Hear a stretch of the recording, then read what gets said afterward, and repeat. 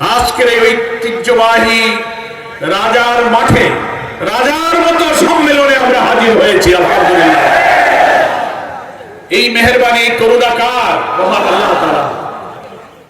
একটি কর্তৃত্ববাদী ফ্যাসিবাদী অত্যাচারী শাসক যারা আমাদের জাতিসত্তা মূল্যবোধ ধ্বংস করে একটি দল, একটি গোষ্ঠী, একটি ব্যক্তি, একটি বংশের হাতে গোটা শাসন ব্যবস্থাকে কবজা করে লুটপাট, চাঁদাবাজি, খুন, গুম, ক্রসফায়ার, রিমান্ড, গ্রেফতার, আয়না ঘরে মাস্টারমাইন্ড শেখ হাসিনা জাতিকে ধ্বংস করতে বসেছিল। মহান আল্লাহ তাদের ইচ্ছা পূরণ হতে দেননি, নাকি বলেন? এই 17-18টি বছর জনগণের বিরুদ্ধে,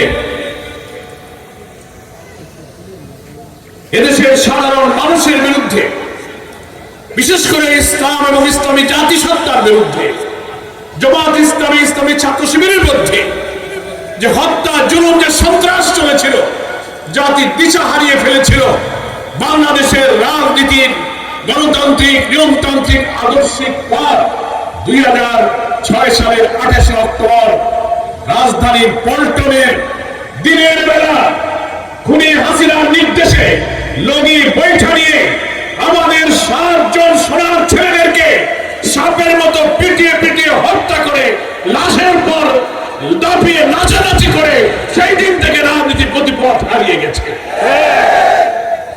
আর 24শে আগস্ট পর্যন্ত 17-18টি বছর একটা কালো যুগ আমরা পার করেছি। কি বলেন, ঠিক কিনা? অন্যায় ভাবে দেশের লক্ষ লক্ষ কোটি কোটি মানুষকে কারাগারে রুদ্ধ করা হয়েছে। এদের হাতে গণতন্ত্র ছিল না, মানুষের ভোটাধিকার নেই, আইন শৃঙ্খলা, জুডিশিয়ারি, প্রশাসন, ব্যবসা বাণিজ্য, চাকরি বাকরি, মানুষের জীবনের নিরাপত্তা, সাংবিধানিক অধিকার, গণতান্ত্রিক অধিকার সবকিছুকে শেখ হাসিনা হরণ করেছিল। তার শাসনের ভাব দেখে মনে হচ্ছিল যে তিনি একাই মালিক, কারোর কথা চলবে না, আমি যা বলবো তাই চলবে, তাই শুনতে হবে, নাইলে মৃত্যু, নাইলে জেল, নাইলে ফাঁসি। এটার নাম হচ্ছে ফ্যাসিবাদ। কি বলেন, ঠিক কিনা? মানুষের ভোটাধিকার থাকবে না একটা দেশে, গণতন্ত্রের কথা বলেন। আওয়ামী লীগের বন্ধুরা অনেকে টাইটেল দিলেন গণতন্ত্রের মানুষ কন্যা। কি আপনাদের এদিকে এসব আওয়াজ টাওয়াজ হয়েছিল? গণতন্ত্রের মানুষ কন্যা। উনারা বলেন ওনার নোবেল পুরস্কার দেওয়া উচিত ছিল। এই কথা কইতে লজ্জাও করে।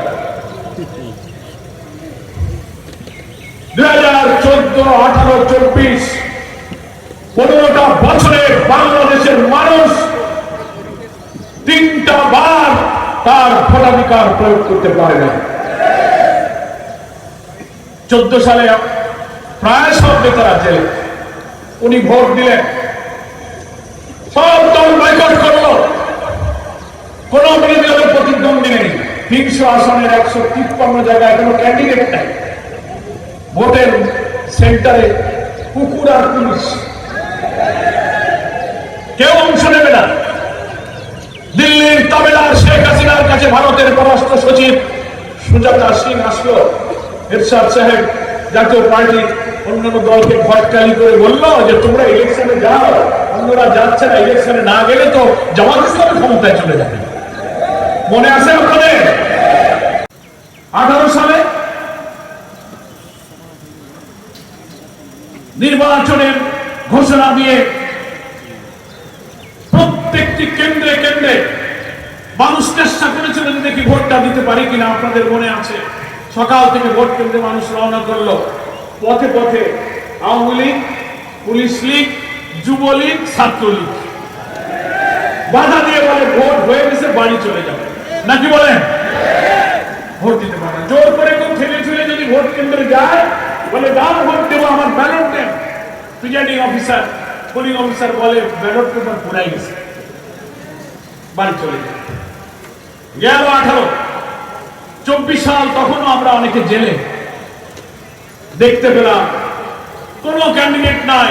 বিএনপি, জামাত, আওয়ামী ফ্যাসিবাদ দুঃশাসন বিরোধী আন্দোলনের রাজপথের সমস্ত রাজনৈতিক দল নির্বাচন আমরা বয়কট করলাম, মনে আছে কিনা বলে? উনি কোনো দিশা পাইলেন না। দিল্লির তাবেদাররা তাকে যুক্তি দিল, ভোট বানাও, আমি আর ডামি, নাকি বলেন আমি আর ডামি আর মামা নিজেরা ভাগ করে করে একটা ভোট সাজায় দিয়ে তারা আবার ক্ষমতায় চলে গেল।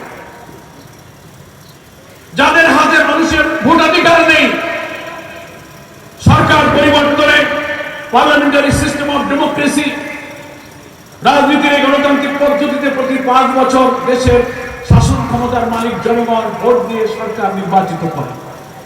শেখ হাসিনা সেই সুযোগ হরণ করল। এমনকি নিরপেক্ষ নির্বাচনের জন্য বাংলাদেশ জামাত ইসলামের সাবেক আমির ডাকসুর জিএস ভাষা সৈনিক নন্দিত জননেতা অধ্যাপক গোলাম আজম নির্দলীয় নিরপেক্ষ কেয়ারটেকার তত্ত্বাবধায়ক সরকারের অধীনে নির্বাচন হলেই শুধু সুষ্ঠু নির্বাচন হবে, এই ফর্মুলা উনি দিয়েছিলেন। 91 সালের নির্বাচনের আগে জনগণ সেটা গ্রহণ করলো, সংবিধানে অন্তর্ভুক্ত হলো। শেখ হাসিনা ক্ষমতায় এসে তিনি চিরকাল ক্ষমতার কর্তৃত্ব ধরে রাখার জন্য সেই কেয়ারটেকার সরকারের বিধানটাও তিনি বাতিল করে দিলেন। তার অর্থ হলো নিরপেক্ষ নির্বাচন হলে তার ক্ষমতার মসনদ থাকবে না। জাতীয় সংসদে বলা হলো যে না, কেয়ারটেকার সরকারের আইন থাকতে হবে। পার্লামেন্টের এমপিরা বললেন এবার একটা পার্লামেন্টারি কমিটি করে দেওয়া হলো। সেই কমিটির সকল সদস্য প্রধানমন্ত্রীকে পরামর্শ দিল যে না, অন্তত 2 বছর আগের আদালতে বলেছে আমাদের কেয়ারটেকারের নিয়মটা থাকা উচিত। প্রধানমন্ত্রী হাসিনা ক্ষিপ্ত হলেন, আদালতে গেল, সংশোধনী আদালতে গিয়ে গড় এই আইনের জন্য প্রধান বিচারপতি কেয়ারটেকার সরকারের এই বিধান থাকা উচিত কি উচিত না বাংলাদেশের সুপ্রিম কোর্টের আপিল বিভাগের নিয়ম অনুযায়ী অ্যামিকাস কিউরি নিয়োগ করলেন। অ্যামিকাস কিউরি হচ্ছে আদালতের বন্ধু। কোন কনস্টিটিউশনাল, কোন সাংবিধানিক জটিল পরিস্থিতিতে পড়লে বিচারপতি আদালতের সবচেয়ে সিনিয়র বিচারপতি, সিনিয়র আইনজীবীদেরকে দিয়ে তিনি একটা অ্যামিকাস কিউরি, একটা উপদেষ্টা মন্ডলী তিনি নিয়োগ করেন। প্রধান বিচারপতি আদালতের বন্ধু বলে প্রায় 9 জন অ্যামিকাস কিউরি নিয়োগ করলেন। তারা পরামর্শ করে 1 জন বাদে 8 জন সবাই বলল যে না, কেয়ারটেকার এই নিয়মটা থাকা উচিত। শেখ হাসিনা সেটাও বললেন না। কত বড় কর্তৃত্ববাদী ফ্যাসিবাদ! উনি পার্লামেন্টের কমিটির সিদ্ধান্ত মানেন না, আদালতের অ্যামিকাস কিউরিদের সিদ্ধান্ত মানেন না, আদালতের ঘরে বন্দুক রেখে সংবিধান লিখে কেয়ারটেকারের বিধান বাতিল করবেন। এটার নাম হচ্ছে ফ্যাসিবাদ। বলেন ঠিক কিনা? উনি আমাদের এই কালো যুগে দেশ শাসন করেছে। আলহামদুলিল্লাহ, আদালতের এই সংশোধনীর বিরুদ্ধে বা আদালতে আমরা মামলা করলাম। বিএনপি এবং জামাত ইসলামে আমরা তার পক্ষ হলাম।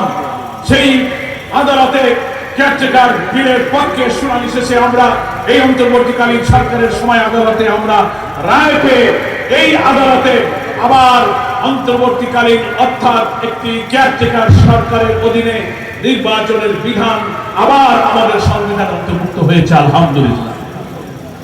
এই শেখ হাসিনা চলে না গেলে কি এটা হতো? পার্লামেন্ট মানে না, কোর্ট মানে না, জনগণের ভোট মানে না, কারোর কথা মানে না। এটা হচ্ছে ফ্যাসিবাদ, একটা কর্তৃত্ববাদী সরকার। কিন্তু জনগণের উত্তাল আন্দোলন, অর্থনীতির লুটপাট, বিচারের নামে জুডিশিয়াল কিলিং করা, হাজার হাজার আলেম ওলামা রাজনৈতিক কর্মীদেরকে কারাবন্দী করে হত্যা করা, সাংবিধানিক সব কাঠামো ভেঙে ফেলে দলীয় কর্তৃত্বের অধীনে নিয়ে আসা, ব্যবসা বাণিজ্য, চাকরি বাকরি সকল জায়গায় আওয়ামী লীগ, ছাত্রলীগ, যুবলীগ ছাড়া আর কারো কোনো স্থান হবে না। এইভাবেই 16টা বছর চলেছে। জনগণ বিক্ষুব্ধ হয়ে উঠল। আমাদের প্রিয় নেতা মাওলানা মতিউর রহমান নিজামী, আলিয়া আসাদ মোহাম্মদ মুজাহিদ, কামারুজ্জামান, আব্দুল কাদের মোল্লা, মীর কাসেম আলীদের মতো সোনার টুকরা নেতৃবৃন্দ যারা জীবনে মিথ্যা বলে নাই, একটা টাকা হারাম খায় নাই, কাউকে কষ্ট দেয় নাই, সাজানো বাদী, সাজানো মামলা, সাজানো এজাহার, সাজানো আদালত, সাজানো বিচারক দিয়ে নিষ্ঠুরভাবে তাদেরকে ফাঁসিতে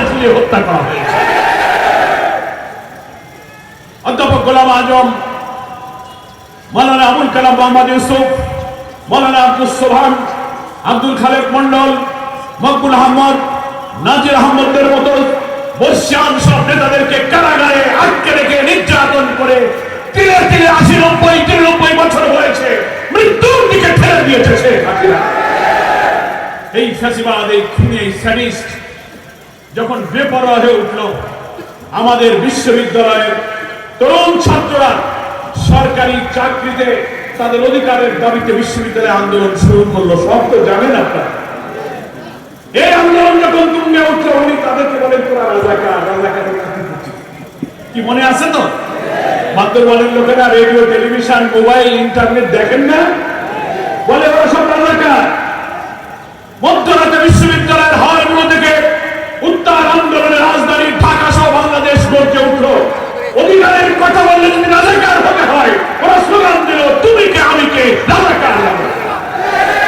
যে রাজাকার দিয়ে তুমি অন্যকে গালি দিতে, তোমার এই হিংসা, আক্রোশ, আত্ম অহমিকার কারণে দেশের জনগণ নিজেরাই রাজাকার স্বীকৃতি দিতে হবে। সব নির্যাতনের বিরুদ্ধে উত্তাল আন্দোলন শুরু হলো। তাদের চাকরি বাকরি কোটার আন্দোলন বাদ, তখন ছাত্ররা চলে আসে এক দফা। এক দফা কি? শেখ হাসিনা তুই কখন যাবি, কখন মরে, কখন যাবি? তুমুল আন্দোলন উঠলো। আমরা তখন কারাগারে, রাজধানী ঢাকা থেকে জামাত, বিএনপি সহ বিরোধী দলের প্রায় সব নেতাদেরকে আটকে ফেলা হলো। জুলাইয়ের সেই উত্তাল আন্দোলনের দিনগুলোকে আমরা কারাগার থেকে দেখতে লাগলাম। প্রতিদিন শত শত লোককে, ছাত্র ছাত্রী, ছেলে মেয়ে, অভিভাবক, শিশুদেরকে গুলি করে খুন খাটা হতে লাগলো রাজপথ। আজকে টেলিভিশনে, ভিডিও, ইন্টারনেটে সেই সব দৃশ্য দেখলে চোখের পানি এসে যায়, সহ্য করা যায়। কিভাবে আমাদের সন্তানদেরকে হত্যা করা হয়েছে, ২,০০০ ছাত্রদেরকে হত্যা করা হলো, ৩০,০০০ লোককে আহত করা হলো। কারো হাত নাই, পা নাই, চোখ নাই, মাথায় গুলি লেগে মগজ বেরিয়ে গেছে। ৩০,০০০ লোকের আহাজারি, ক্ষত বিক্ষত দেহ নিয়ে তারা বিদেশের হাসপাতালে, দেশে বাড়ি ঘরে কাতরাচ্ছে। সন্তান হারা, স্বামী হারা, বিধবায় কান্না। ২,০০০ লোককে হারিয়ে বাংলাদেশ রক্তের সাগরে পরিণত হলো। আকাশে বাতাসে দুঃখীদের কান্নায় পরিবেশ ভারী হয়ে উঠল। আমরা কারাগার থেকে টের পেলাম, সকালে ৫ আগস্ট শুনতে পেলাম যে আজকে সেনাপ্রধান ভাষণ দেবে।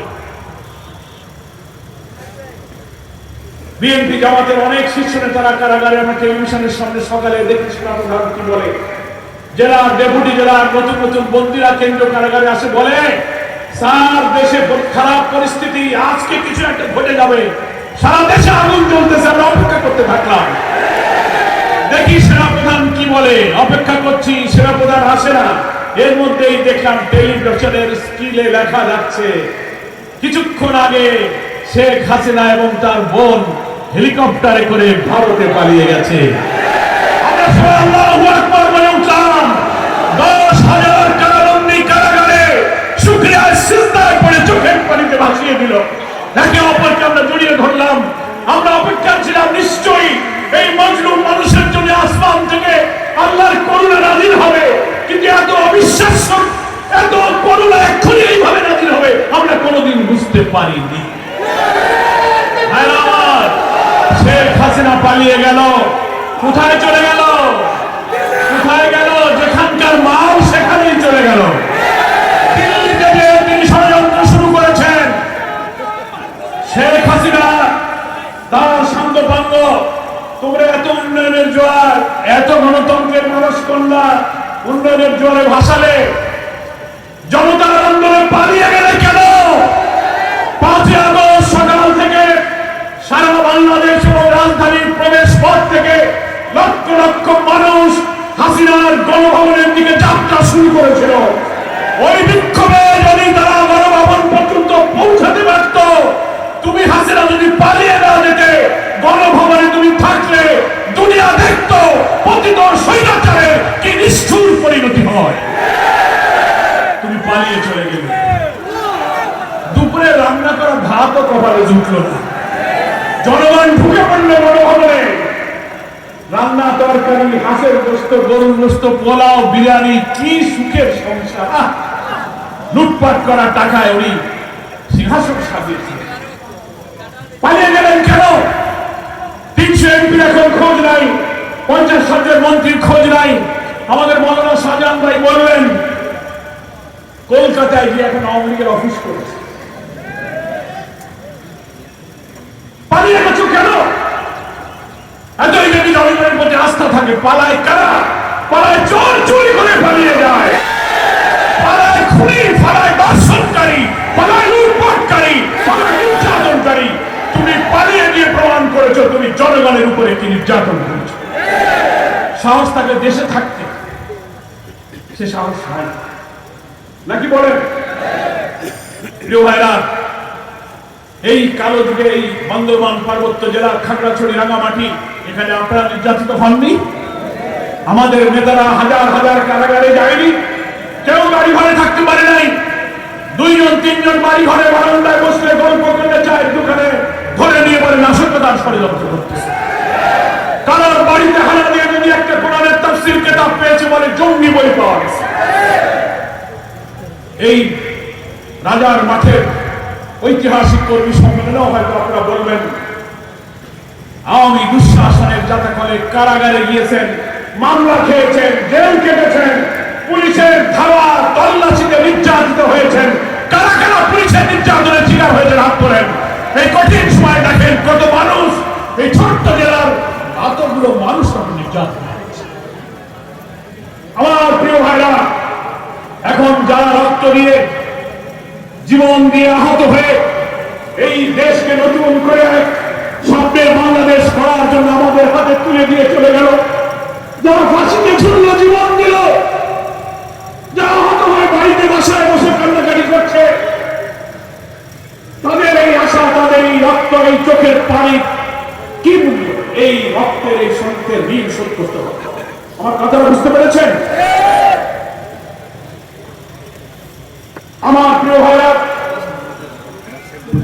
এই বান্দরবান থেকেই গুম হয়েছিল ছাত্র নেতা জয়নাল আবেদীন। এখনো তার কোনো খবর পাওয়া যায়নি। এই আয়না ঘর, এই ক্রসফায়ারের মাস্টারমাইন্ড শেখ হাসিনাকেই জয়নালের গুম হওয়ার জবাব দিতে হবে। সব কাহিনী এখন বের হয়ে যাচ্ছে, কি বলেন ঠিক কিনা? আমার প্রিয় ভাইরা, আমরা বলতে চাই আমাদের শহীদদের আত্মত্যাগের বিনিময় হয়তো জাতির প্রতি আল্লাহ তাআলা দয়া করেছেন, ক্ষমা করেছেন বলে আজকে অত্যাচারী শাসকের হাত থেকে মুক্ত হয়ে আমরা একটু স্বস্তির শ্বাস ফেলার সুযোগ পেয়েছি। সবাই আলহামদুলিল্লাহ বলি।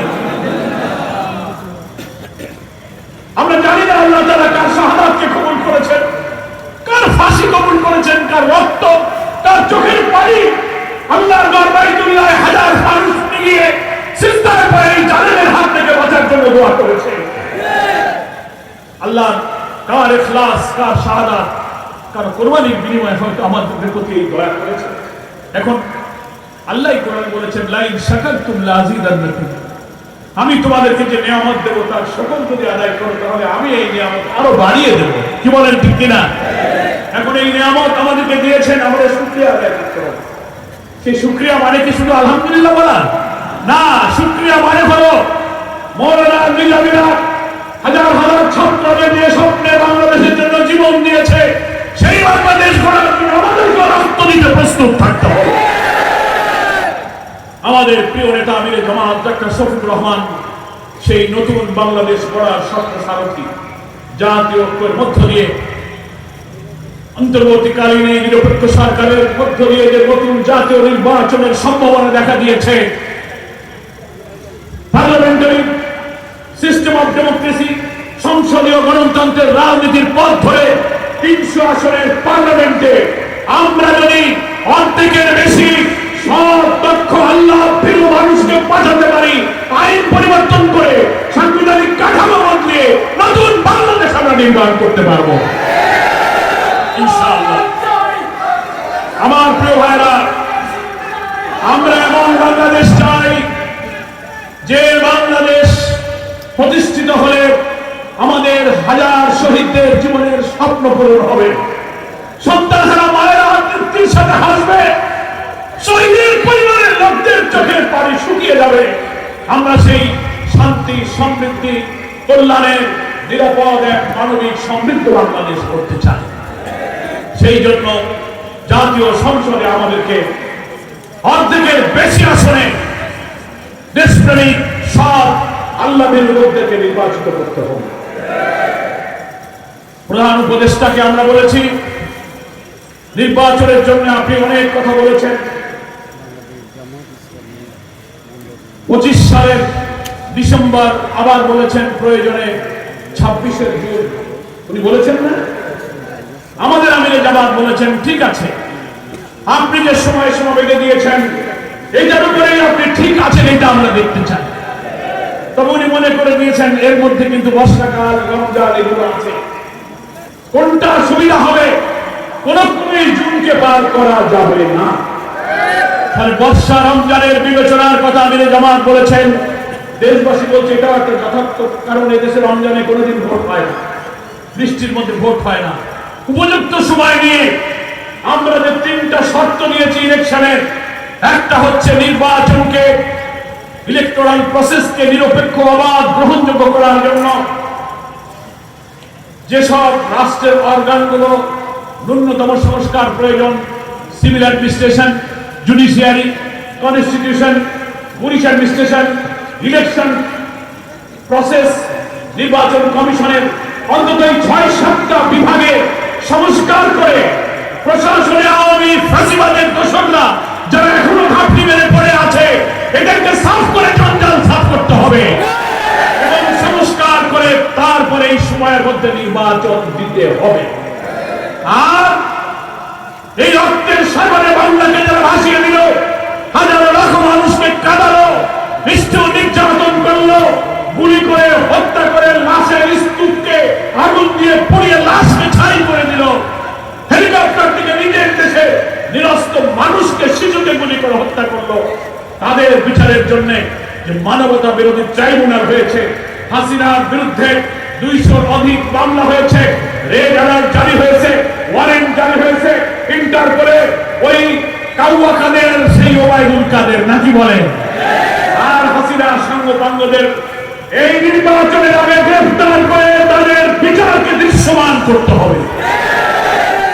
আর আমরা বলেছি নির্বাচনে কালো টাকা আর পেশি শক্তির হাত থেকে বাঁচাতে সংখ্যানুপাতিক পদ্ধতি, প্রপোর্শনাল রিপ্রেজেন্টেশন, পিআর পদ্ধতিতে আমাদের আগামী জাতীয় নির্বাচন দিতে হবে। কমপক্ষে 3টা শর্ত পূরণ করে প্রধান উপদেষ্টার ঘোষিত তারিখের ভেতরে নির্বাচন দিলে জামাত ইসলামী সেই নির্বাচনের জন্য প্রস্তুত আছে। আমি আবার বলি, একটা হচ্ছে সংস্কার, 2 হচ্ছে বিচার, 3 হচ্ছে সংখ্যানুপাতিক পদ্ধতিতে জাতীয় নির্বাচন। এইটা পূরণ করে আমাদের ভোট দিতে হবে, কি বলেন ঠিক কিনা? তাই আজকের এই কর্মী এবং সুধী সম্মেলনে পার্বত্য জেলা বান্দরবানবাসীর কাছে আমার দাবি থাকবে, আপনাদের অনেক সমস্যা, অনেক বৈষম্য, অনেক ষড়যন্ত্রের শিকার নিয়ে আপনারা এখানে বসবাস করছেন আমরা জানি। একটি চক্রান্তকারী আধিপত্যবাদী শক্তি আমাদের এই বাংলাদেশি উপজাতি, ক্ষুদ্র নৃগোষ্ঠী অনেক লোক এই পার্বত্য জেলাগুলোতে বাস করে, তারা আমাদের ভাই, একই দেশের নাগরিক, আমরা তাদেরকে বাংলাদেশি বলি। মুক্তিযুদ্ধের বীরত্বপূর্ণ সংগ্রাম, সাহসিকতার মধ্য দিয়ে আমরা এই স্বাধীন সীমানা অর্জন করেছি, কিন্তু একটি আন্তর্জাতিক চক্রান্ত, একটি আন্তর্জাতিক গোষ্ঠী পার্বত্যবাসীদেরকে বিভক্ত করে আমার এই ভূখণ্ডকে আমার মানচিত্র থেকে আলাদা করতে চায়। সেই ষড়যন্ত্র পার্বত্যবাসী সহ বাংলার মানুষ কোনদিন পূরণ হতে দেবে না। এই জন্য কোনো বিভেদ নয়। পাহাড়ে যেসব অপহরণ, গুম, চাঁদাবাজি চলছে, প্রশাসনকে আমি বলবো সে ব্যাপারে কঠোর হতে হবে। সেনা অফিসারকে হত্যা করা হচ্ছে, এখানে শিক্ষা, চাকরি, ভূমি, বিভিন্ন ক্ষেত্রে একতরফা বৈষম্য করা হচ্ছে, কি বলেন ঠিক কিনা? এর পিছনে অনেক চক্রান্ত আছে। আমাদের দেশপ্রেমিক সেনাবাহিনী সহ দেশের অখণ্ডতা নিয়ে যে দেশি বিদেশি ষড়যন্ত্র, সেটা আমাদের রুখে দাঁড়াতে হবে। সব শ্রেণীর মানুষের সমান অধিকার নিশ্চিত করতে হবে। জামাত ইসলামী ক্ষমতায় আসলে ইনশাআল্লাহ পার্বত্য এলাকার এই অশান্তি দূর করে শান্তির সুবাতাস আমরা প্রতিষ্ঠিত করব।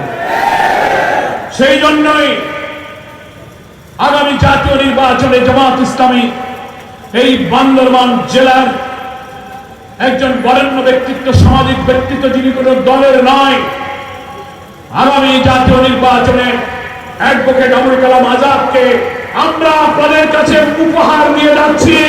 আপনারা কি বিজয়ের মালা পরিয়ে তাকে পার্লামেন্টে পাঠাতে রাজি আছেন?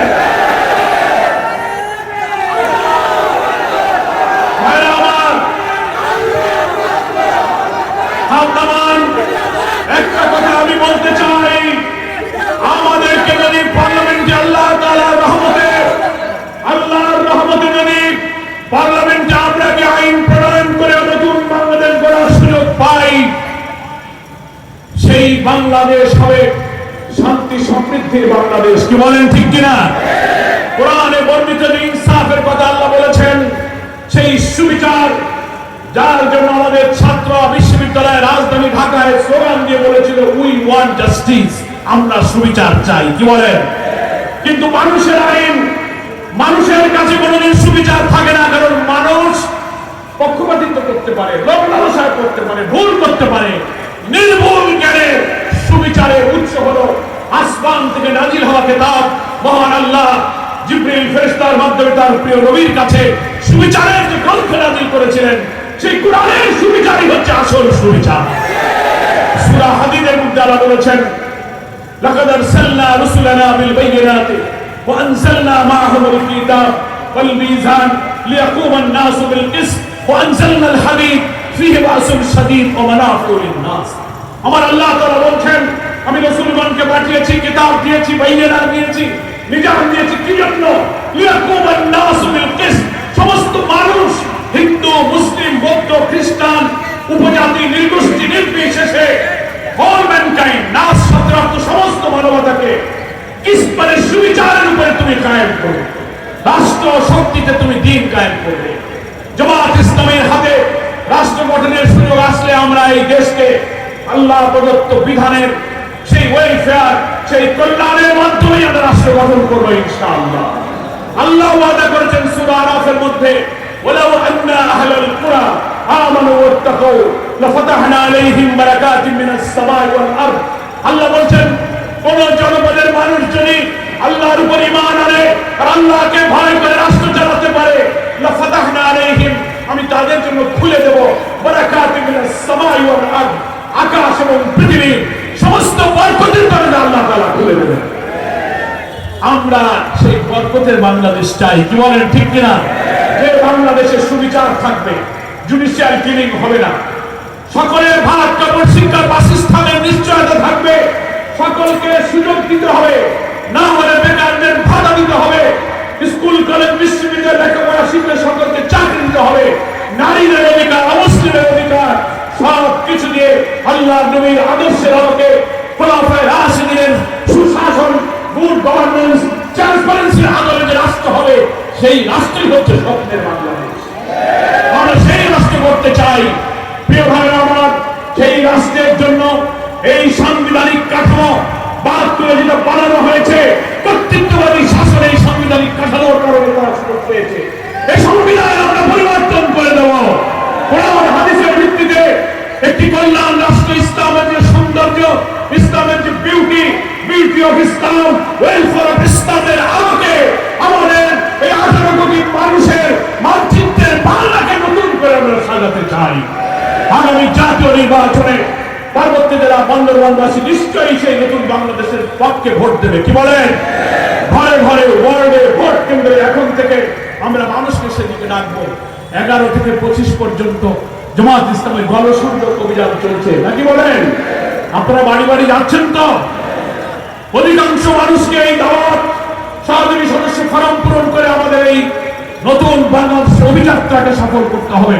মহান আল্লাহ তাআলা আজকে রাজার মাঠের এই রাজকীয় সম্মেলনকে কবুল করুন, বলুন আমিন। আপনারা দীর্ঘ সময় অপেক্ষা করেছেন, আমাদের নেতৃবৃন্দ পার্শ্ববর্তী জেলা উপজেলা থেকে যারা এসেছেন, সকলকে কেন্দ্রীয় জামাতের পক্ষ থেকে আমাদের প্রিয় আমিরে জামাত ডাক্তার শফিকুর রহমানের পক্ষ থেকে আন্তরিক শুভেচ্ছা অভিনন্দন জানাই।